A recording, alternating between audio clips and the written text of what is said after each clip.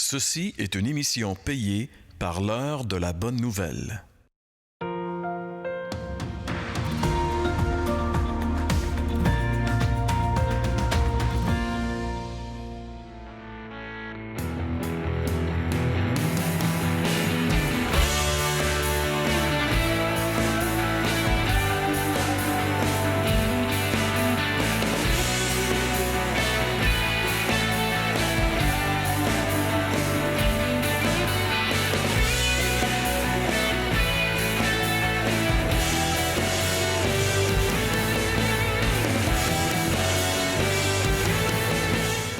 Bonjour, bienvenue à l'heure de la bonne nouvelle.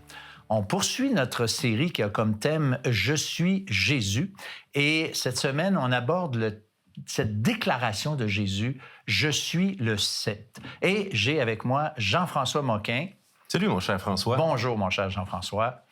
Écoute, j'ai une petite question quiz à te poser aujourd'hui. Shoot. Est-ce que ça t'est déjà arrivé d'avoir te lever le matin avec une très bonne intention, de vouloir faire quelque chose de bien, mais quand tu te couches le soir, tu réalises que tu as manqué ta shot? Absolument. Oui. J'aimerais bien te dire non, de quoi tu parles, mais je pense que tout le monde est unanime pour comprendre ça. On a des bonnes intentions, on veut faire les bonnes choses, puis on réalise qu'il y a comme deux lois à l'intérieur de nous. On sait ce qui est bien, on veut le faire, mais il y a comme une direction à l'intérieur de nous qui veut faire le contraire. Ouais. Même qu'on a inventé une certaine expression comme pour justifier notre affaire qui dit « dans le fond, c'était l'intention qui compte ». OK. Bien, écoute, Jean-François, moi, c'est la question qu'on a récupérée pour poser aux gens. Et la question est la suivante. On dit souvent que ce sont les intentions qui comptent. Êtes-vous d'accord avec ça? Ce que tu dis, il faut que tu le mettes en application. Sinon, ben ça donne pas grand-chose, là. Ça, c'est comme... j'appelle ça comme des pelleteux de nuages, là. Il se ment lui-même, fait qu'il va mentir à tous. Peut-être qu'elle n'a pas trouvé la place pour ou les personnes qui peuvent l'aider. Bien, si elle est là pour guider les autres qui ont besoin d'un petit peu plus d'encadrement, je pense que ça pourrait être utile. Mais c'est certain que quand on prend pas de risque dans la vie, je pense qu'on n'est pas nécessairement... on n'a pas les meilleures leçons. La foi sans les œuvres est morte. Ça prend une activité physique, émotionnelle. L'intention amène l'action habituellement. C'est assez rare qu'on va rester seulement que dans l'intention, puis de vouloir quelque chose qu'on n'obtient pas ou que, bon, si on pense, si on veut la paix, hein, on veut pas faire la guerre. C'est ça. On juge les autres personnes sur les actions, pas les intentions. On juge nous-mêmes sur notre intention, mais les autres sur les actions. Pour ça de valeur, il me semble qu'il pourrait exprimer ses bonnes intentions. Ça lui ferait du bien à elle-même pour commencer, puis à la personne à qui elle les exprime. Je me suis longtemps tapé sa tête en me disant j'ai choqué. Tu sais, on dit ça, je suis venue pour faire de quoi, puis j'ai choqué. Puis j'ai quelqu'un dans ma vie qui m'avait dit non, Julie, t'as pas choqué, t'étais pas prête. Puis c'est vrai parce que quand je suis prête, je fais ce que j'ai à faire. Je peux tout faire, tu sais. Alors, merci à ceux qui répondent à nos questions dans la rue. C'est très apprécié. On a des réponses qui nous étonnent. Il y a beaucoup de réflexion, de sagesse dans ce que j'entends lorsque je fais ces vox pop-là. Et Jean-François, je trouve qu'il y en a un en particulier qui m'a jeté à terre. Celui qui dit qu'on juge les autres sur leurs actions, mais on se juge nous-mêmes sur nos intentions. T'sais, on n'est pas juste, on est vraiment biaisé. Je trouve tellement vrai ce qu'il a dit. C'est comme... C'est une réponse extrêmement perspicace, tu sais, puis avec une certaine profondeur. On peut voir que le gars... C'est un gars qui réfléchit, il y a une belle analyse, c'est clair, tu sais. Autrement dit, on s'accorde cette grâce-là beaucoup plus facilement qu'on accorde aux autres. C'est intéressant parce qu'il connecte ça avec le jugement, lui. Ouais. Autrement dit, on juge les autres, mais on se juge pas nous-mêmes parce que, dans le fond, on aurait bien voulu faire, mais on n'a pas réussi. On ne juge pas sur le même critère, en tout cas. Ça, mais les réponses de tout le monde vont un petit peu dans le sens de confirmer, effectivement, que les intentions, c'est pas suffisant. Il faut qu'il y ait quelque chose qui se produise avec ça. Puis ce qui est bien, c'est que Jésus va nous parler aujourd'hui d'une autre réalité. On voit dans le passage d'aujourd'hui que Jésus dit qu'il est le cep et que nous, on est serment. Jésus est le tronc et la sève du tronc doit faire sortir les fruits qui viennent dans la branche qui est le sarment. Et le passage d'aujourd'hui, Jésus va nous dire, au-delà de la perspective humaine, il y a la possibilité, quand on est connecté avec Dieu, de produire des résultats qui sont plus grands que ce qu'on aurait été capable de faire humainement. Tout à fait. Écoutez, après la pause, on regarde ça de plus près ensemble, Jean-François et moi. C'est frustrant parce que souvent, on a des bonnes intentions, mais on n'est pas capable de les faire. Tu sais, des fois, je veux faire le bien, je veux être correct, mais fondamentalement, j'arrive tout le temps à revenir à mes vieilles habitudes que je regrette. Qu'est-ce qu'il dit, Paul, là? Je fais pas le bien que je veux, puis je fais le mal que je veux pas. Bien, ça nous montre que l'intention, elle fait pas la job. Vous avez des questions ou des commentaires sur ce que vous venez d'entendre? Contactez-nous par téléphone ou réagissez sur les médias sociaux.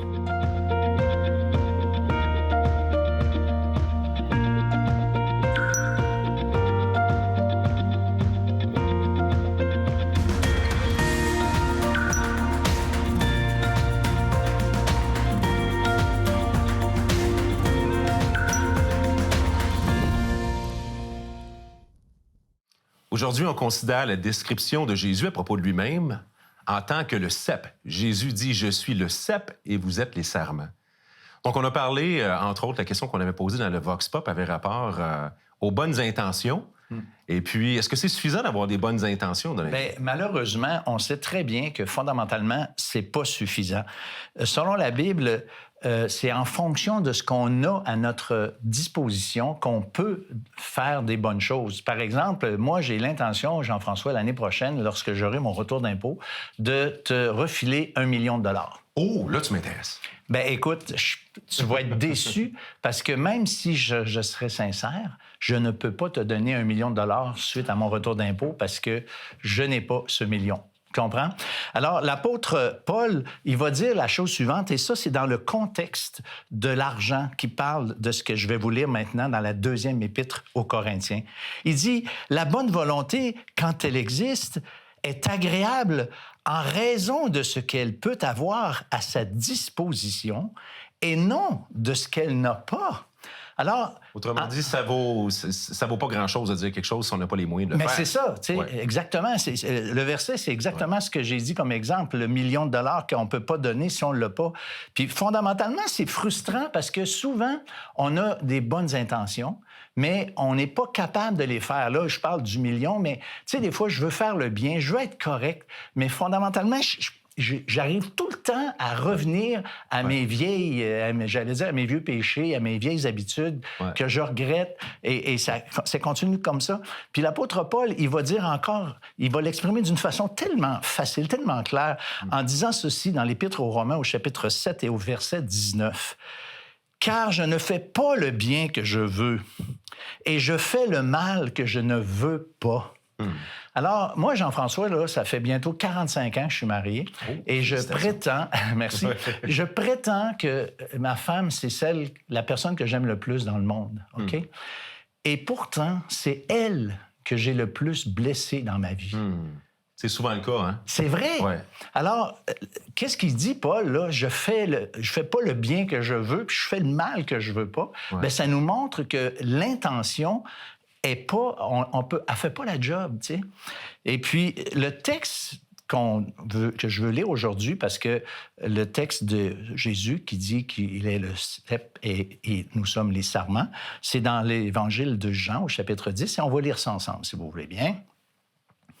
« Je suis le vrai cep. Demeurez en moi, et je demeurerai en vous. Comme le sarment ne peut de lui-même porter du fruit, s'il ne demeure attaché au cep, ainsi vous ne le pouvez non plus si vous ne demeurez en moi. Je suis le cep, vous êtes les sarments. Celui qui demeure en moi et en qui je demeure porte beaucoup de fruits, car sans moi, vous ne pouvez rien faire. » Alors, c'est important ici de porter du fruit. C'est ce que Jésus il dit qu'il faut faire, il faut porter du fruit. Le but de Jésus est que nous portions du fruit. Okay. Si je comprends bien, pour résumer l'analogie, quand Jésus dit qu'il est le cep et que nous, on est le serment, le cep, c'est le tronc en réalité. Et les serments, c'est les branches. Et puis Jésus est comme en train de dire, je suis le tronc, vous êtes les branches. Si la branche n'est pas connectée avec le reste de l'arbre, elle ne pourra pas produire de fruits. Mais quel type de fruit d'être connecté avec Jésus, quel genre de fruits ça peut nous faire porter? OK. Bien, écoute, c'est une très, très bonne question. Je pourrais répondre par plusieurs textes bibliques, mais ce qui vient à mon esprit, c'est le fait que Jésus, dans l'épître, la première épître de Jean, en fait, Jean nous donne des caractéristiques de ce qu'est un vrai croyant qui porte du fruit. Par exemple, il aime la parole de Dieu. La Bible, pour lui, devient quelque chose de délicieux. Il aime les frères, les autres chrétiens de la communauté. Il les aime. Il aime la parole de Dieu, il aime les frères, il aime Dieu. Puis aussi, il y a une chose intéressante, il haït le péché. Il n'a pas la même relation avec le péché qu'avant d'être connecté avec Jésus. Oui, absolument. Oui, puis ça, c'est quelque chose qui, quand on vient à Jésus et qu'on lui donne notre vie, c'est une des premières choses qu'on réalise. Moi, en tout cas, c'est ce qui s'est passé dans ma vie. Là. Il est arrivé un temps où les choses que je faisais dans ma vie n'avaient jamais été consciemment un problème. Il y a certaines choses que je faisais que j'avais jamais eu de l'impression que je faisais quelque chose de mal. Et le jour où j'ai donné ma vie à Jésus, tout d'un coup, j'étais absolument inconfortable de faire ces choses-là, puis sans que personne m'ait dit « t'es pas supposé de faire ça ». Et là, il y a le témoignage de l'intérieur qui vient qu'il y a effectivement, donc, la présence de Dieu est là, puis il éclaire certaines choses. Tout à fait, tout à fait. C'est normal. Puis le Seigneur, il nous demande d'être en communion avec lui. Le disciple, là, il n'est pas appelé à porter du fruit. C'est bizarre, hein? Ouais. Mais c'est pas ça le projet. La responsabilité, la job du croyant, c'est de rester attaché au cep. Et comme ça, la sève va couler et le fruit va arriver. Tout comme la branche n'est pas supposée de forcer les oreilles en disant « Ah, il faut que je fasse du fruit ». Juste d'être connecté, c'est suffisant pour que la sève fasse le travail. Ouais. Mais le Seigneur, dans ce texte-là, il parle aussi de personnes qui ne portent pas de fruits. Et là, les personnes qui ne portent pas de fruits, là, on va se le dire, là, ce ne sont pas des vrais chrétiens. Ça peut être des gens qui sont peut-être religieux. Ça peut être des gens qui se pensent être des disciples de Jésus, mais ne le sont pas. Tu as mentionné en particulier. En particulier. Parce qu'on peut faire du bien à la petite madame qui traverse la rue. On peut faire du bien à plein de monde puis dire « Oui, mais moi, je porte du fruit. » Parce que c'est pour ça que c'était important que tu le définisses tantôt. Ouais. Parce que les fruits d'aimer Dieu, d'aimer ceux qui sont les croyants, d'aimer la parole de Dieu, puis de plus être confortable avec le péché, c'est des fruits qui sont caractéristiques. Mais si ça, c'est absent de la vie de quelqu'un qui se dit un croyant, bien, dans l'illustration ici, c'est une branche qui est pas connectée. Qui n'est pas connectée. Puis le texte nous dit qu'elle va être coupée, séchée et éventuellement mise au feu. Alors, clairement, il n'est pas question ici de vrais croyants.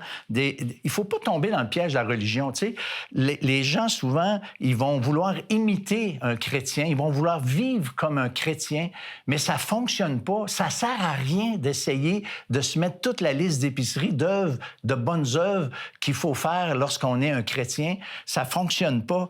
Parce que Jésus, là, vous savez, il a dénoncé les hypocrites, mais il a aussi parlé, je vais le dire le mot, moi, sympathisants. Ouais. Des sympathisants. Et la Bible dit clairement, écoutez, on va lire le texte parce que c'est un texte bouleversant. Jésus dit ceci. Il dit, tous ceux qui me disent « Seigneur, Seigneur » n'entreront pas tous dans le royaume de Dieu, mais seulement celui qui fait la volonté de mon Père qui est dans les cieux. Et écoutez, là, plusieurs me diront en ce jour-là, « Seigneur, n'avons-nous pas prophétisé par ton nom? N'avons-nous pas chassé des démons par ton nom? Et n'avons-nous pas fait beaucoup de miracles par ton nom? » Alors je leur dirai ouvertement, « Je ne vous ai jamais connus. Retirez-vous de moi, vous tous, qui commettez l'iniquité. » Ça, c'est le sort. Ouais. Je vais le dire, là, c'est dur. C'est le sort des sympathisants. Ouais. Le Seigneur Jésus va les rejeter. Solide dans le sens que, tu sais, ils ont chassé des démons en son nom, ils ont fait des miracles en son nom. Donc, je veux dire, ils n'étaient pas juste dans la foule. Là. Non. C'est des gens qui ont eu... Très impliqués. Oui, très impliqués. Des gens religieux. Ouais. Mais en tout cas, bref, moi, je trouve ça terrible parce que même l'apôtre Jean, en son temps, avait dans son entourage des gens qui n'étaient pas des vrais croyants, qui étaient comme des sympathisants. Lui-même dit dans un épître ceci... Ils sont sortis du milieu de nous, mais ils n'étaient pas des nôtres, car s'ils avaient été des nôtres, ils seraient demeurés avec nous. Mais cela est arrivé afin qu'ils se qu'il soit manifeste que tous ne sont pas des nôtres. Alors, c'est important d'être branché. Ouais. Parce que, moi, écoute bien, je vais reprendre un autre exemple.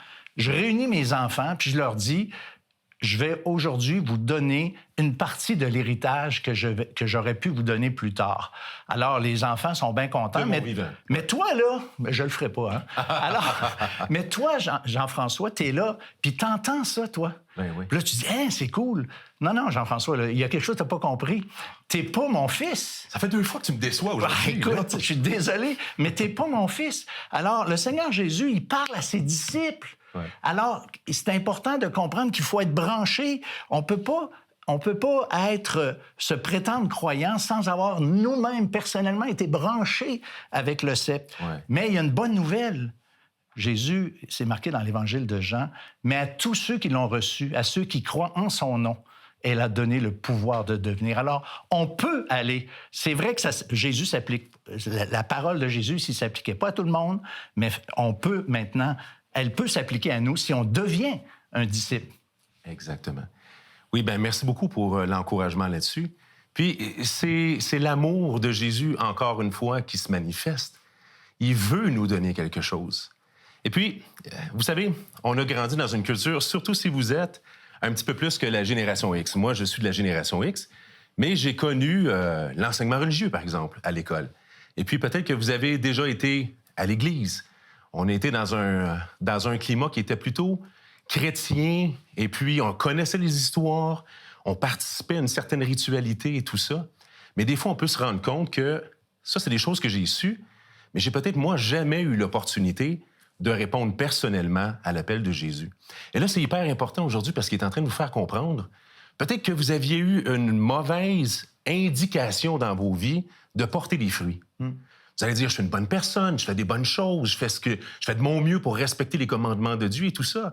Mais ça, c'est des fruits qu'on est capable de produire dans l'indépendance de Dieu. En fait, ce que Jésus est en train de dire, c'est que les fruits de l'indépendance ne sont pas des fruits qui glorifient Dieu, c'est des fruits qui nous glorifient nous-mêmes. Si vous voulez vraiment produire des fruits pour Dieu, il faut que vous répondiez à l'appel de Jésus. Pour ça, il faut être connecté à Jésus. Et là, c'est par la sève de Jésus dans nos vies que Dieu va vraiment produire des fruits.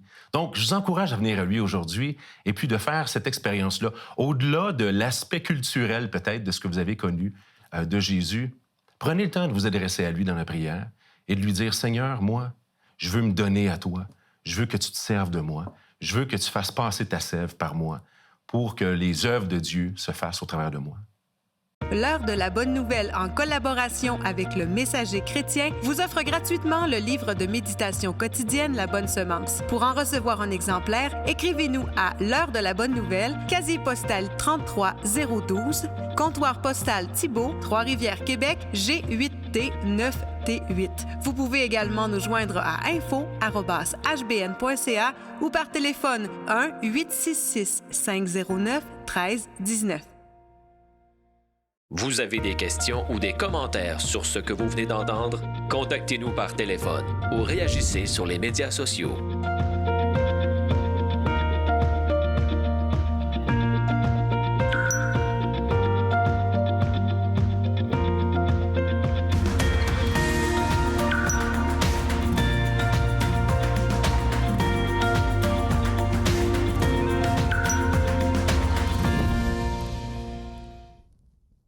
Alors, dans ce segment d'émission, on veut déboulonner un peu un mythe ou démêler certaines choses par rapport à ceux qui se disent chrétiens et qui ont des comportements, des fois, franchement, un peu troublants. Dans l'émission, dans le segment précédent, on a parlé de ceux qui sont vraiment connectés au CEP et ceux qui prétendent être connectés au CEP et qui se disent chrétiens, chrétiennes, mais qui ne portent pas de fruits comme ça a été mentionné. Alors, Martin, moi, j'aimerais ça qu'on démystifie ça parce que il y a vraiment... c'est troublant de voir des personnes qui se disent chrétiennes, mais dont le comportement est complètement différent de ce qu'ils professent. C'est un peu comme le dicton, là, les bottines ne suivent pas tout le temps les babines. Ça m'est justement arrivé l'été passé, François. J'étais à un tournoi de golf, puis bon, on parle aux gens, puis les gens me demandent « Qu'est-ce que tu fais dans la vie? » Puis quand je leur explique que je suis dans telle église, Et là, il me pose souvent des questions, mais il y en a un qui arrive et il dit « Hey, t'es-tu dans la gang à tel pasteur qui fait les manchettes depuis une semaine? » C'est gênant. En effet, il y avait un pasteur qui était aux nouvelles, qui était accusé de choses là, épouvantables. Et j'ai dit non, je suis pas du tout dans dissocié. Non, mais c'est vrai, ça vient vraiment nous chercher, nous bouleverser. Mais je pense qu'il y a deux choses importantes à démêler dans tout ça. Je dirais ça, la première, c'est pas parce qu'on est chrétien qu'on est parfait. Oh, ça, c'est important de le dire. C'est super important de le dire parce que oui, on est chrétien, mais on n'est pas en train de dire qu'on pêche plus, puis on n'est pas en train de dire que nous autres, tout va bien. On peut l'échapper solide, même en étant un chrétien, malheureusement. Puis un vrai chrétien peut même faire les manchettes. Ouais, malheureusement c'est vrai. Parce que, écoute, qu'est-ce qu'il faut comprendre pour ceux qui nous écoutent? C'est que quand on est devenu chrétien, la Bible dit qu'on a été scellé du Saint-Esprit et c'est comme s'il y avait deux chefs à bord. On a cette nature pécheresse qui nous tire vers le bas et on a le Saint-Esprit qui, lui, nous tire vers le haut. Et selon qui on écoute, bien, ça fait la différence. Alors, il peut y avoir des caractéristiques qui devraient être chez le vrai croyant, qui ne le sont pas parce que, comme la Bible dit, il marche selon la chair. D'ailleurs, il y a un verset, Martin, que j'aimerais qu'on lise ensemble. C'est dans l'Épître aux Galates, c'est le chapitre 5 et le verset 16, qui dit ceci. Il encourage les chrétiens et dit, Paul dit, « Marchez selon l'Esprit et vous n'accomplirez pas les désirs de la chair. » Alors, dans le vrai croyant, le vrai croyant qui est connecté au CEP, bien, il y a, comme j'allais dire, quotidiennement un choix. Est-ce que j'écoute sa nature divine, ce Saint-Esprit qui est en moi, ou j'écoute ma chair? Tu sais, exemple, je veux louer Dieu, mais je veux aussi, ma chair veut se venger. Alors, je fais quoi? Alors, c'est pour ça que c'est ça, il y a un combat. Puis c'est pour ça que dans la vie du croyant, bien, des fois, comme tu dis, on l'échappe. Alors, ce n'est pas parce qu'on est chrétien qu'on est parfait. Puis la deuxième chose, c'est pas parce qu'on se dit chrétien qu'on est réellement sauvé. Et je te parle brièvement de Martin Luther, qui était un moine allemand qui a vécu au 15e siècle. Il était exactement dans cette situation-là, ce Martin Luther, parce que lui, il se pensait un enfant de Dieu chrétien. En fait, il est devenu moine parce qu'il voulait vraiment s'approcher de Dieu. Puis lui, il n'était pas satisfait de ce qu'il vivait. Puis lui, il échouait. Il passait des heures dans le confessionnal parce qu'il demandait pardon parce qu'il n'était pas capable, il était en lutte, il n'était pas capable d'aimer Dieu de tout son cœur, de toute son âme, de toute sa force, de toute sa pensée, comme la Bible nous dit, puis il se sentait coupable de ça, puis il était incapable, jusqu'à temps que le Seigneur lui montre, lui révèle son cœur qu'il n'était pas réellement un enfant de Dieu. Il essayait de se sanctifier, mais il n'avait jamais été justifié. Et là, quand il a compris ça, bien, ça l'a vraiment changé sa vie. Il a donné sa vie au Seigneur Jésus-Christ. Il est devenu un enfant de Dieu. Il n'est pas devenu parfait, mais là, il était capable maintenant de faire des choses qu'il en arrachait avant. C'est bon. Écoute, le verset dans 1 Jean 2,6, il dit « Celui qui dit qu'il demeure en lui doit marcher aussi, comme il a lui-même marché. Et dans l'Évangile de Matthieu, chapitre 7 et au verset 20, ça dit « C'est donc à leurs fruits que vous les reconnaîtrez. » Alors, l'idée, c'est important de... On dit ça, c'est pas l'idée de juger les autres qui nous entourent. Ah, lui, pour moi, il est peut-être un vrai chrétien. Lui, pour moi, il n'est pas vraiment chrétien. L'insistance qu'on veut avoir pour vous aujourd'hui, c'est de ramener ça à vous et de se questionner à savoir si vous êtes vraiment un vrai enfant de Dieu, si vous avez vraiment été connecté au CEP, si vous avez été, comme Martin vient de le dire, justifié avant d'être sanctifié, c'est-à-dire avant de vouloir vivre pour Dieu. Vous avez des questions ou des commentaires sur ce que vous venez d'entendre? Contactez-nous par téléphone ou réagissez sur les médias sociaux.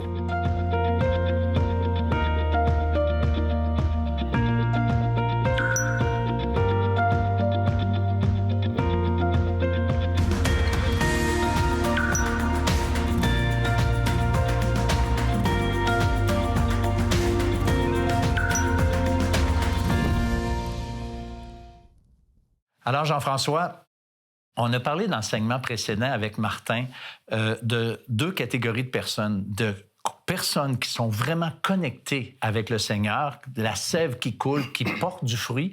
Puis l'autre catégorie, c'est ceux qui sont pas connectés, qui portent pas de fruit, qui sont pas des vrais croyants, professants ou pas. Ouais. Alors, dans la première catégorie de vrais croyants, j'aimerais ça que tu nous racontes maintenant l'histoire que tu nous as racontée ce matin, parce que en tant que vrai croyant, parfois, moi, je dis, j'aime l'expression « le jupon dépasse ». Des fois, on n'est pas tout à fait comme on devrait être. Alors, l'histoire que tu nous as racontée ce matin, elle est délicieuse, à mon avis. Ce matin, pour le bénéfice des auditeurs, c'était à l'hôtel ce matin quand on se préparait pour venir faire l'enregistrement d'aujourd'hui.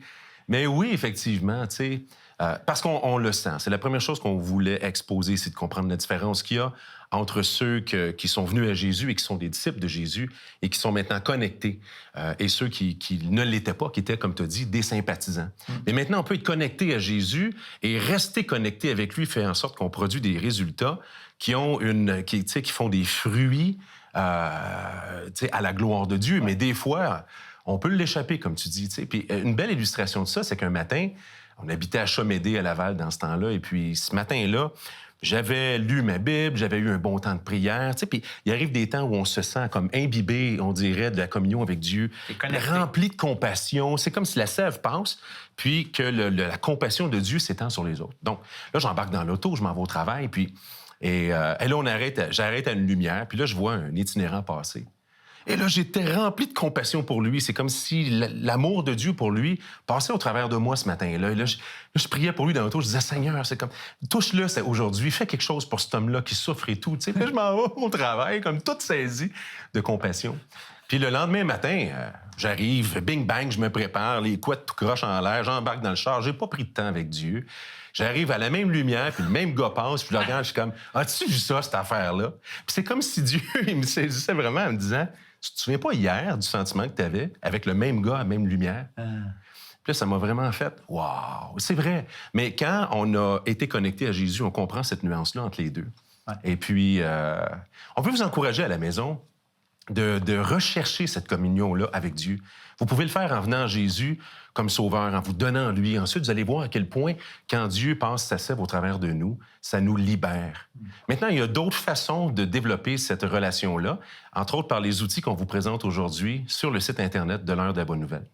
Le site web de l'Heure de la Bonne Nouvelle vous permet de revoir les émissions de la série en cours et de visionner celles des années précédentes. Dans la section « Liens utiles », nous identifions plusieurs liens Internet donnant accès à du contenu évangélique de qualité sur le web. On y retrouve une tonne de moyens concrets pour vous aider à poursuivre et enrichir vos réflexions. Dans la section « Restons en contact », nous vous proposons 2 manières faciles pour entrer en contact avec nous, soit le Perron d'Église et les groupes de discussion « Je suis deuxième ». Jean-François, merci beaucoup d'avoir été là. On veut remercier aussi Martin L'Hébreu qui était avec nous pour cette émission. Et on veut vous remercier, vous aussi, chers téléspectateurs, pour être là avec nous semaine après semaine. Et nous, on vous convie de rester branchés et rester branchés avec le Seigneur et avec notre émission pour une autre émission de l'Heure de la Bonne Nouvelle. L'Ancien Testament avait annoncé que quelqu'un qui est innocent devait payer pour les fautes de ceux qui étaient coupables. Le sacrifice perpétuel, c'était un agneau qu'on tuait le matin et un agneau qu'on tuait le soir. Ça devait être un agneau qui est parfait et qui est sans faute. Parce que la Bible nous dit que le salaire du péché, c'est la mort, c'est d'être séparé de Dieu. Et donc, ce Jésus-là, il était la solution que Dieu avait annoncée depuis des siècles. Ceci était une émission payée par l'Heure de la Bonne Nouvelle.